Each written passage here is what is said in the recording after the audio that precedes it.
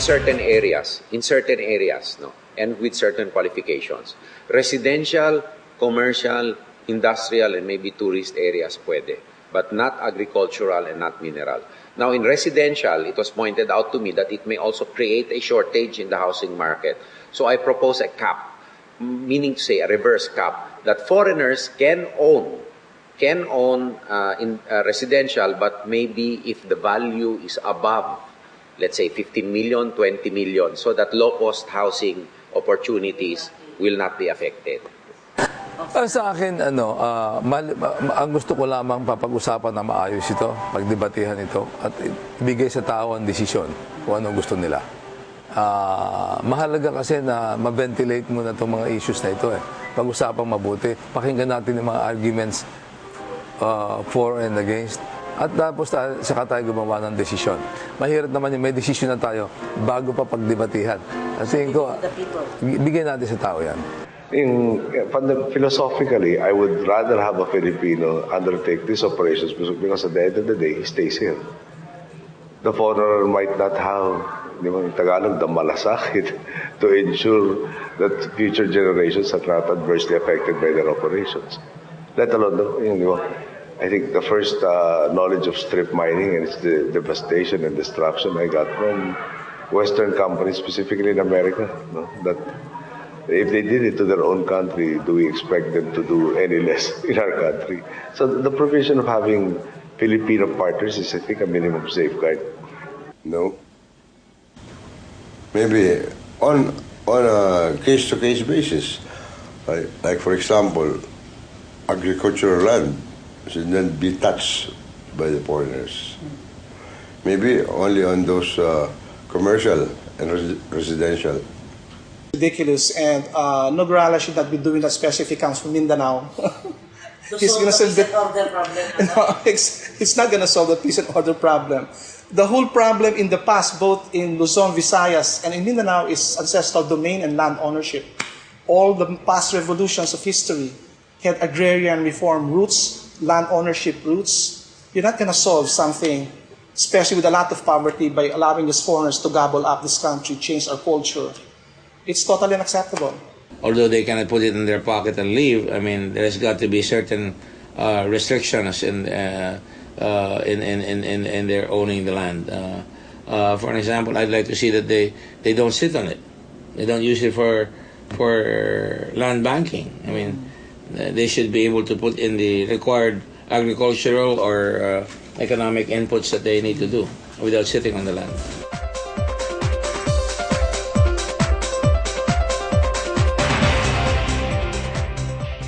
Well, it's been quite healthy, no?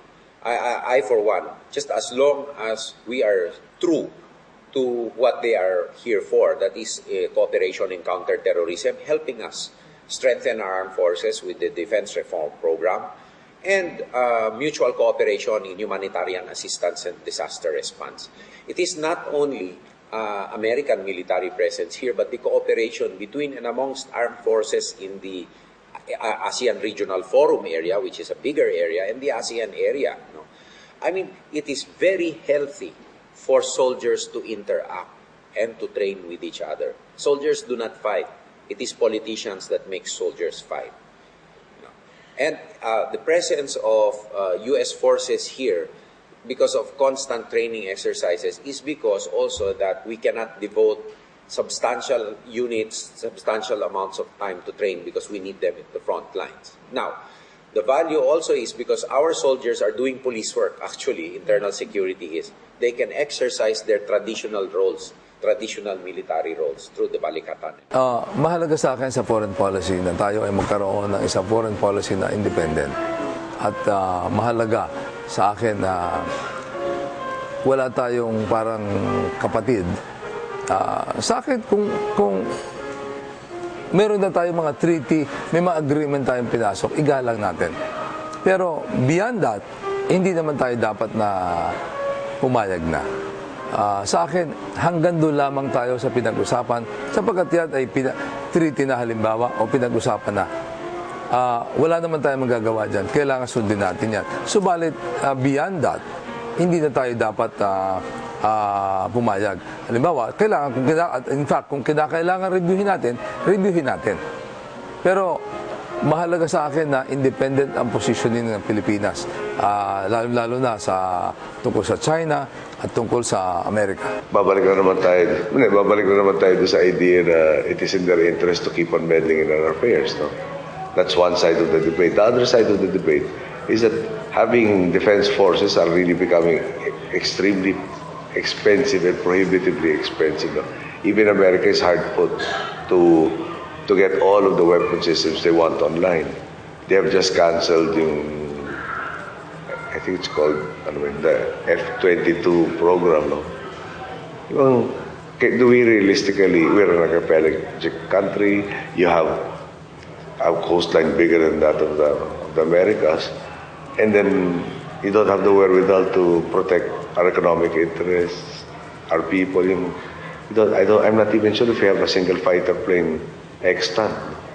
So it makes sense to come into agreements, and part of that siguro is having basis on a visiting forces agreement basis, no? Not permanent basis, but not only just America, perhaps there are other countries, no? Australia comes to mind, that might want to have cooperative agreements with us, and thereby, mutual defense treaties and such, no? So we can have our defensive net at minimal cost, or at least cost, no? To our economy, which has to be prioritized towards addressing the first freedom, which is freedom from hunger.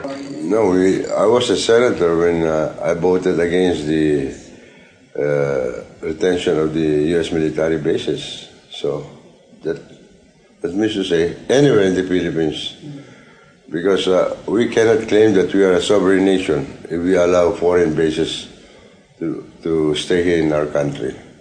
They can be here only on a visiting agreement only, but they cannot be here permanently.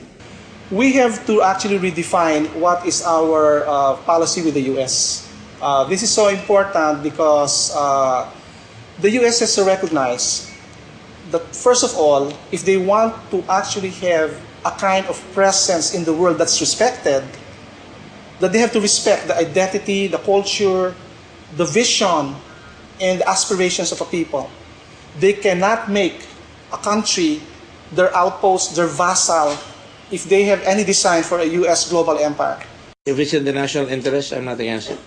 We can have Chinese troops here, we can have Russian troops here, we can have, in the same manner that there are American troops in Japan, there are American troops in Korea, there are American troops in Germany. I mean, so long as it's in the national interest. I mean, the biggest error that we had in maintaining the American presence here was fostering dependency. What we should have done is make sure right away that we put the money that would otherwise go to defense into commercial pursuits, so that we use the American military umbrella to protect ourselves, to protect us as we develop our education, our infrastructure, physical infrastructure, our ports, our airports, our commercial pursuits. But I don't think Americans want bases here anymore anyway, so I don't think that's a problem. However, I would welcome training with them. I would welcome training with the Japanese, training with the Singaporeans and stuff like that.